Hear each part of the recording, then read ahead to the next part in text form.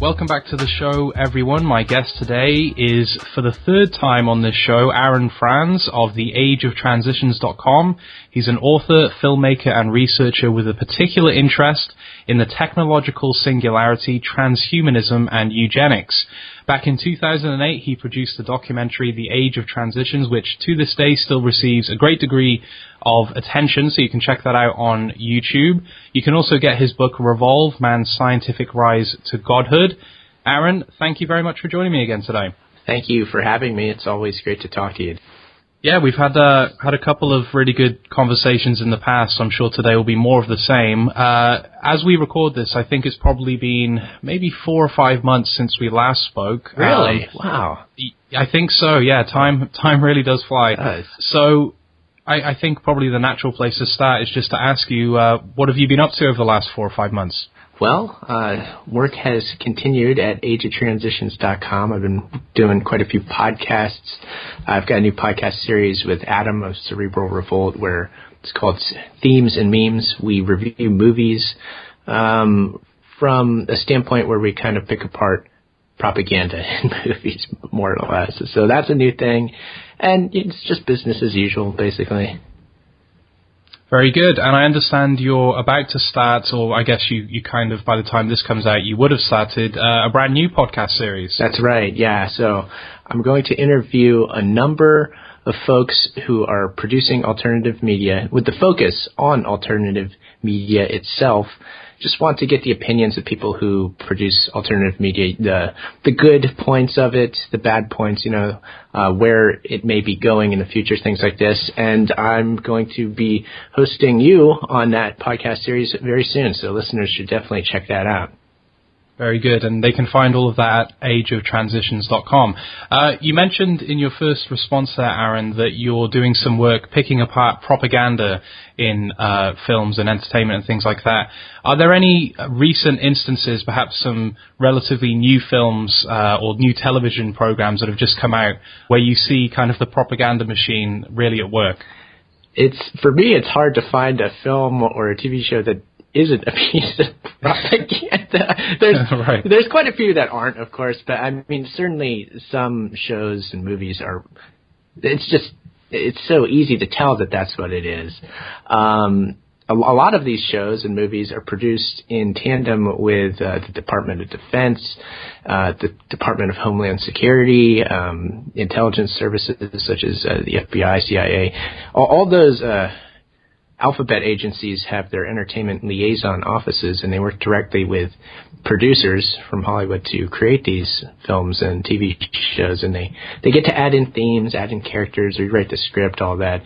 For the producer gets access to, military vehicles, locations, and also personnel, so they get sort of consultants for the script and also extras and things like that. So you'll find that there's a lot of that going on, but also just beyond that, that doesn't even have to be the case for a film to be propaganda either. Well, there might be some people listening to this who are thinking to themselves right now, that's quite an outlandish statement to suggest that there is that kind of relationship between people who are involved in producing or sponsoring films and the intelligence services. So could you be specific and kind of point to any examples where, that's it's very much evident that was the case? Yes, absolutely. Well, I'll say, first of all, there's a lot of news articles about this. Just type in Pentagon Hollywood, and they'll pop up. And the Air Force is big with the example from them is the Transformers 1 and 2 movies were produced in tandem with the United States Air Force. Let's see here. What else? I don't know in terms of the TV shows, but there's got to be a number of them working with the Department of Homeland Security, with the ones that focus on terrorism and things like that. To be honest, I haven't looked into that as much as I should have, but there's example after example. All you got to do is just type it in the search engine. You'll find tons. Sure, and I guess we can refer to our mutual friend Tom Secker, who I know has done a lot of work looking into that stuff as well. So Yep. I think he's a good resource for people. Well, As I mentioned in the introduction, and as I'm sure a lot of people listening will know, you do a lot of work around the area of transhumanism, and it's quite interesting. According to a recent Huffington Post article, mentions of transhumanism and life extension science have tripled in 2013 in major media.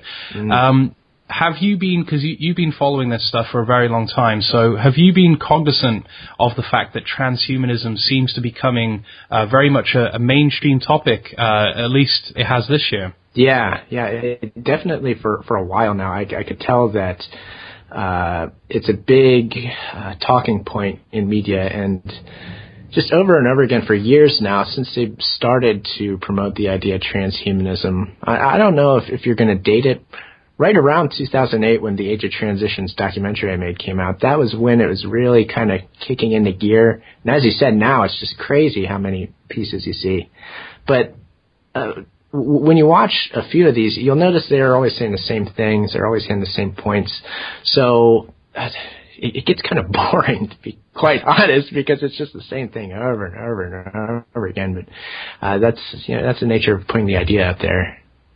And what are those points that seem to consistently come up time and time again? Well, they do deal with ethical considerations, I guess they'd say, that have to be brought up, because these sorts of technologies are so challenging to actually the human being itself, because the whole idea of transhumanism is to redesign humanity to the point where it really isn't even humanity anymore. It's post-human. That's the word they use. So, of course, that's a challenge. So people take it as a challenge, and they take offense to it with good reason. And so, they throw plenty of questions out there to say, hey, look, why should we end the human race? Why is this a good idea? And what about killer AI that's going to take over, as in the movie Terminator? And, all those sorts of questions, problems with life extension, problems of equity, and will the rich just have it, and what will the poor do? And so it's just the same ideas over and over again. There are answers to all those questions that, again, you hear over and over again.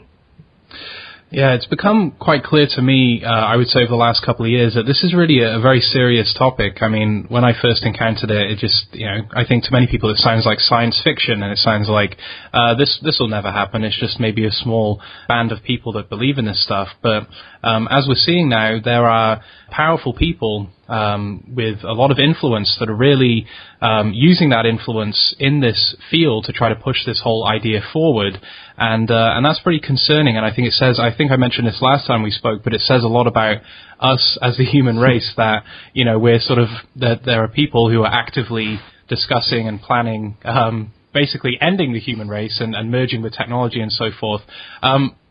When you look at the increased coverage that transhumanism is getting and transhumanist themes in the media, particularly the major media, do you see it as are they sort of treating it with the seriousness that really it needs to be taken? I'd say no. That's a really good question, actually. A lot of times they'll kind of bring it back into the realm of fiction, because that's how most people are familiar with these topics. They're like, oh, I saw that idea in a movie once. That's funny. That's the reference point, isn't it, for most people, I guess? Absolutely. Yeah, and I would say that's not by accident either, and there's a lot to talk about with that. But they will make jokes of stuff. They're like, oh, killer robots. Oh, there's all sorts of nonsensical stuff like that. And that's a way of keeping the topic more lighthearted, and so that it's easier to digest. And then also just the focus and some of the sillier questions they tend to focus on keeps the conversation away from certain areas that I think it absolutely has to be in. Namely, I would say how this topic ties in with military-industrial complex is very important. You'll never, ever, ever, ever, ever really hear a link between transhumanism and the technological singularity and DARPA or anything to do with the Department of Defense. You just won't see it on any of these shows. So let's use this show as an opportunity to go into that. What is the link between those things? Well, I would say the promotion of these technologies is one thing, but then it comes down to the question of development of these things. People will say, okay, well, if these technologies are coming, who's producing them? And in shows, sometimes they'll show like a little company, but a lot of times you'll find that company has contracts with the DoD.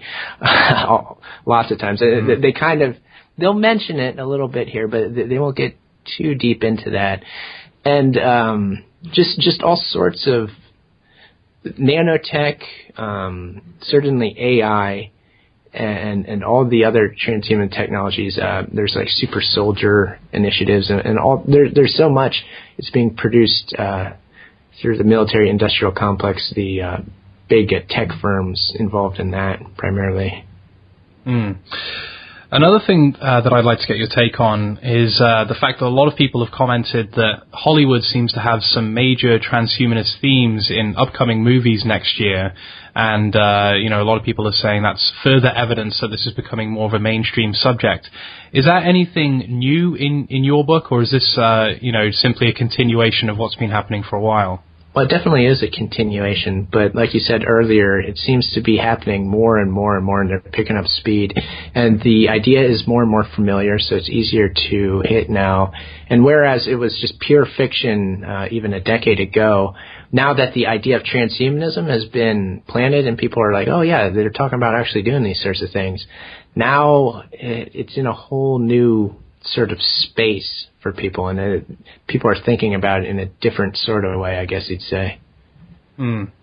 And one sort of, arena or one instance of where transhumanism and the technological singularity and so on has been discussed was on Joe Rogan's new show, Joe Rogan Questions Everything, and myself and James Wilson, we've been reviewing those shows on this podcast, but one of them dealt with some of the themes that we're talking about today.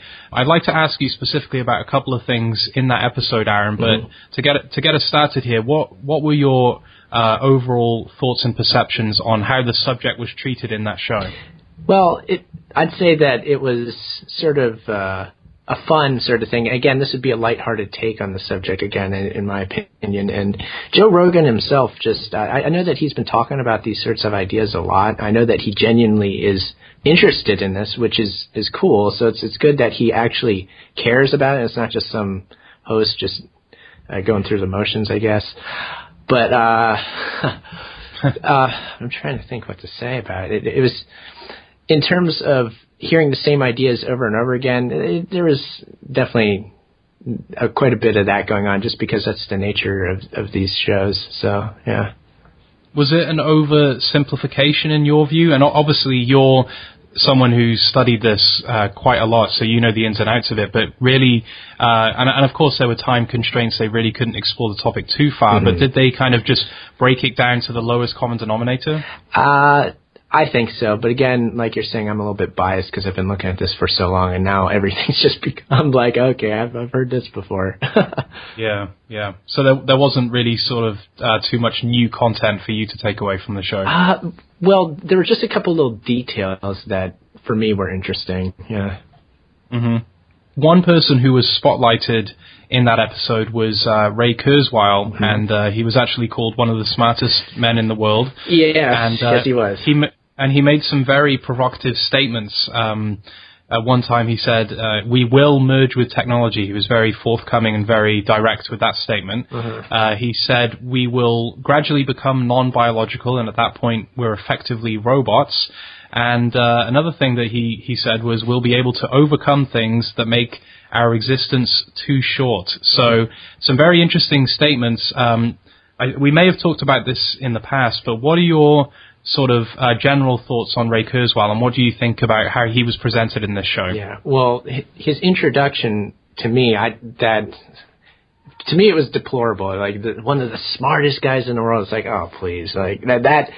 I didn't like that at all. But if we're talking about Ray Kurzweil, who he is the face for the technological singularity. He is the spokesman.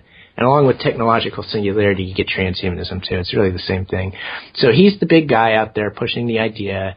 And it's sort of turned into this whole generic concept, of course, as things are with spokespeople, that like he created the idea and he's made these predictions and this is the man we go to and it's all about him. And When in actuality, we can understand that this is a huge group project. If this is gonna come about, he's just the one who's talking about the phenomena. But also with Ray Kurzweil, he does have he's definitely a connected guy, and he's an interesting character to say the least. I know that they made a documentary about him, which is actually the documentary is pretty good on him. Well,